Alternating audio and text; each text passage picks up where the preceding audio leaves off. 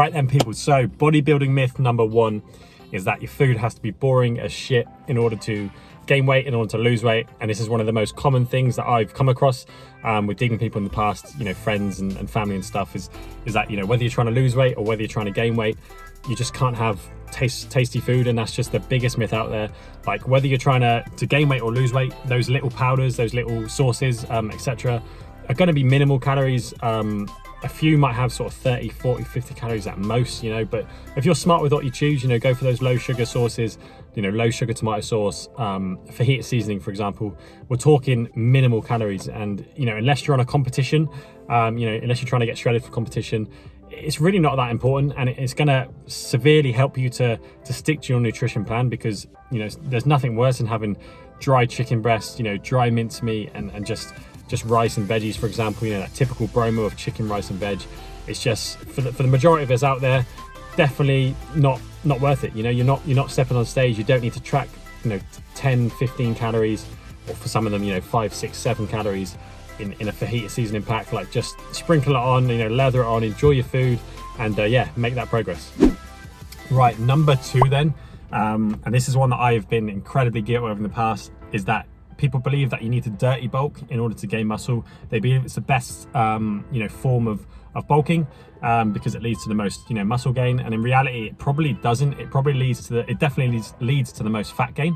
And then it becomes the most difficult to get it off when you do decide to lose weight and try and you know, get down to the body fat where you can see the muscle that you built.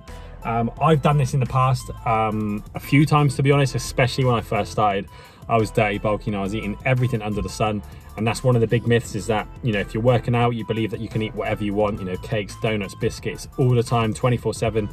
But because you're getting a good workout in, because you're being intense, you know, it's all right, and you know, it's only going to go to your muscles. And unfortunately, unless you're some sort of hybrid genetics, it's just not the case. Even me with a fast metabolism, you know, I don't have hybrid genetics by any means, but I've got a very, very quick metabolism, and I certainly can't get away with eating, you know, all these sort of sugary foods, which are absolutely fine in moderation. But yeah, 24/7 is definitely, it's not ideal. It does show. And yeah, I've gone through phases like this in the past. I'll try and put some pictures up for you guys now. You can tell, you know, my face got really chubby, got really, really thick around the sort of the midsection, just unnecessarily thick. So yeah, that's why I'm taking a leaner approach these days, and yeah, trying to put on the pounds at a steady pace. Right then, so bodybuilding myth number 3 is that the longer the workout, the better. You know, people believe that the longer you work out, the more gains that are going to be made. You know, if you work out for 2, 3, I've known people to work out for 3.5 to 4 hours, which is just, it's insane. Like, that's half a working day. I mean, other than it being a complete, you know, waste of your time, waste of the day, because, you know, really in reality, for the majority of us, by the time we get to that sort of hour to hour and a half mark, like, your intensity is going to plateau. Your ability to connect to the muscle group that you're training is going to definitely decline. And yeah, you're certainly just not going to get the most out of what you're doing after a certain length of time. Obviously, it does vary from person to person, and other factors as well, sort of, you know, on sleep and hydration, nutrient timing, stuff like that, can affect, you know, how good your workout is for how long. But certainly for the majority of us, that hour to an hour and a half mark is a sweet spot. You can even get away with 45-minute sessions. And yeah, this is, you know, the longer you work out is not going to correlate to the more muscle you build. It's actually probably going to have an adverse effect, a reverse effect, sorry. You know, the longer you work out, they're probably more detrimental, because not only are you going to not be able to connect to the muscle group as well, you know, hence not really breaking down the muscle fibers as effectively as you can, but also you're going to potentially severely tire out that muscle for a few days to a week, in which is going to have an effect on your, you know, your future workouts in that week. So yeah, it really has a knock-on effect on your overall progress, guys. So definitely don't believe that you need to work out for a few hours. You can certainly get away with a good 45-minute to an hour session. Right, and the number 4 is a classic, and that is that you need to consume protein within 30 minutes. You know, everyone, I remember when I first started working out, I literally used to take like an egg with me if I didn't have any, you know, protein powder. And I used to think, right, if I don't get this in within 30 minutes, like, it's literally pointless me working out, you know, I'm going to lose all the gains. And that is the biggest pile of crap I've ever heard. Like, there's been a lot of studies out there now. I mean, back in the day when I started, there wasn't a lot of, you know, academic research out there, but certainly these days there is a lot more proving that. I think there was I'll try to put it on the screen for you now if I can find it, but there was a paper that looked at sort of the muscle growth in people that consume protein within 30 minutes and people that got in the same amount of protein that they needed, but just in the whole day.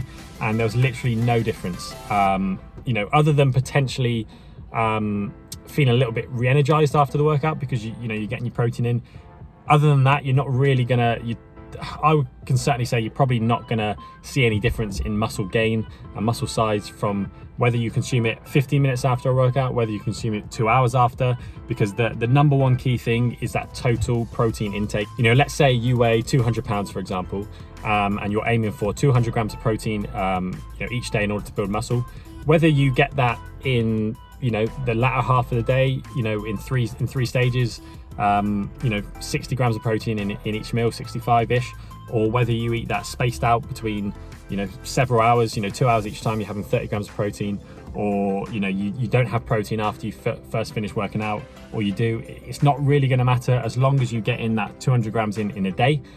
There's research out there concluding that it makes no difference. So, you know, don't be one of those guys that takes, you know, takes some sort of egg or whatever it is to the gym to literally stuff your face with the minute after you work out.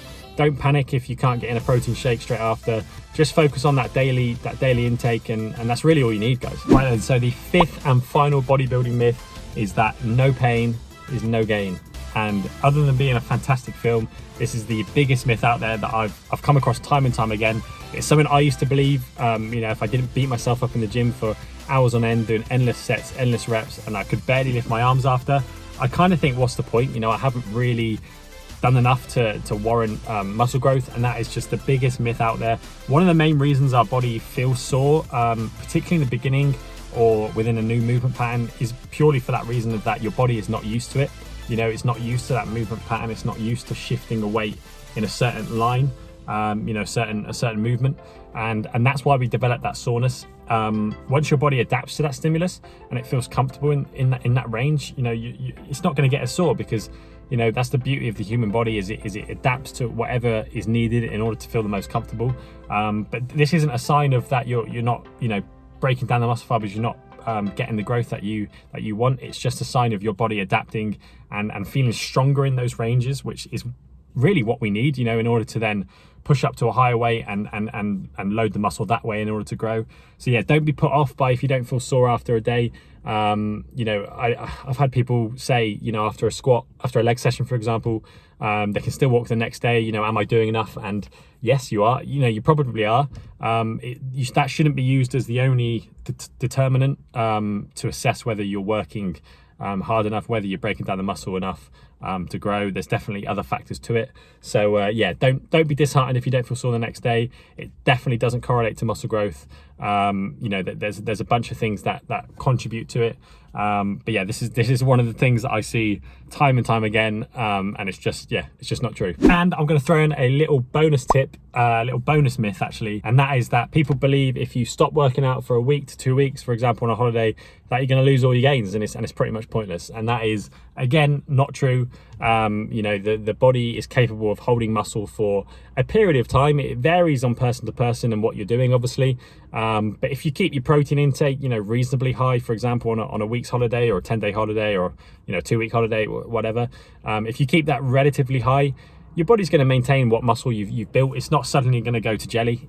People seem to think, you know, they need to stick to a workout routine on holiday, and often this can be the factor that puts people off working out, and because they think it has to be an everyday, every week thing. And, you know, unless it's your career, you know, unless you're a bodybuilder, if you just want to stay in decent shape and you know, make a bit of a change, you know, in yourselves, you don't need to be fixated on it day in, day out. You know, you can enjoy a holiday, enjoy some time off, you know, with friends and family. Don't feel like you need to strictly eat what you know, you don't need to eat the same thing every day either. So yeah, you know, definitely don't worry if you've got a holiday coming up this year, for example, and you feel like you need to work out. Don't stress about it, just enjoy yourself. And often this is what we need in order to go ham as soon as we come back. Anyway, people, that is the end of the video. Hopefully you guys have you know, debunked a few myths there for you. A lot of them are fairly common now. Like, we're quite lucky these days with the research out there that, you know, there's a lot of scientific research that debunks a lot of these myths that existed years ago. But if you still believe it, you know, if you believe one of these myths I mentioned today, please try and think about it and think that it's just, it's total nonsense these days. But yeah, I hope you've enjoyed the video, guys. Sorry I'm in the same environment for the full video. Just thought I'm in a bit of a rush this week, and I thought this would be quite a good one to do in order for this week's video. If you have enjoyed it, make sure you pop it a like, subscribe if you're new, and I'll catch you guys next week for the next one. Peace.